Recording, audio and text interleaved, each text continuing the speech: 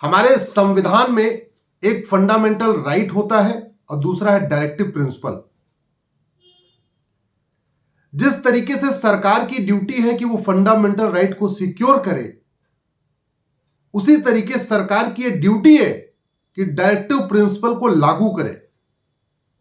Article 44 यानी uniform civil code directive principle है और इसको लागू करना सरकारों की ड्यूटी है। यह कोई रॉकेट साइंस नहीं है कि बहुत लंबा इसके लिए डिस्कशन करने की जरूरत है।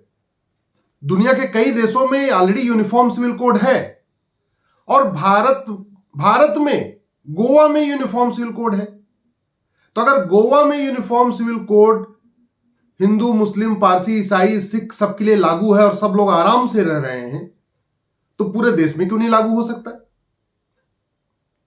जब तक यूनिफॉर्म सिविल कोड का एक ड्राफ्ट नहीं बनेगा तब तक इस पर चर्चा कैसे होगी?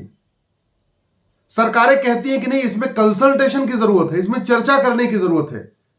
अरे भाई, चर्चा तो किसी ड्राफ्ट के ऊपर होती है ना।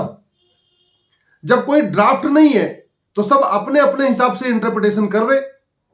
किसी को लगता है यूनिफॉर्म सिविल कोड आएगा तो नमाज बंद हो जाएगी, किसी को लगता है यूनिफॉर्म सिविल कोड आएगा 7 फेरे बंद हो जाएंगे, किसी को लगता है यूनिफॉर्म सिविल कोड आ जाएगा तो उसकी पूजा का जो पूजा पद्धति है वो रुक जाएगी। यूनिफॉर्म सिविल कोड से इससे कोई लेना देना नहीं। इसीलिए यूनिफॉर्म सिविल कोड का एक ड्राफ्ट बनाना जरूरी है। यूनिफॉर्म सिविल कोड का मतलब क्या है? लड़के लड़की की शादी की उम्र बराबर हो, इसका धर्म से कोई लेना देना नहीं, मजहब से कोई लेना देना नहीं। यूनिफॉर्म सिविल कोड का मतलब सबको गुजारा भत्ता एक जैसा मिले। अभी हिंदू को अलग मिलता है, मुस्लिम को मिलता ही नहीं है, पारसी को अलग मिलता है, ईसाई को अलग मिलता है। तो गुजारा भत्ता का भी धर्म, मजहब, रिलीजन से कोई लेना देना नहीं।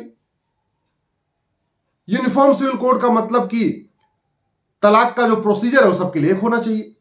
अभी किसी के लिए मौखिक चल रहा है, किसी के लिए कोर्ट के जरिए चल रहा है।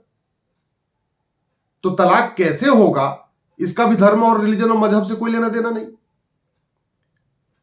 यूनिफॉर्म सिविल कोड का मतलब सबको गोद लेने का अधिकार मिले। अब गोद लेने का अधिकार, एडॉप्शन राइट, ये तो सिविल राइट है, ये तो ह्यूमन राइट है। इसका धर्म, रिलीजन, मजहब से कोई लेना देना नहीं।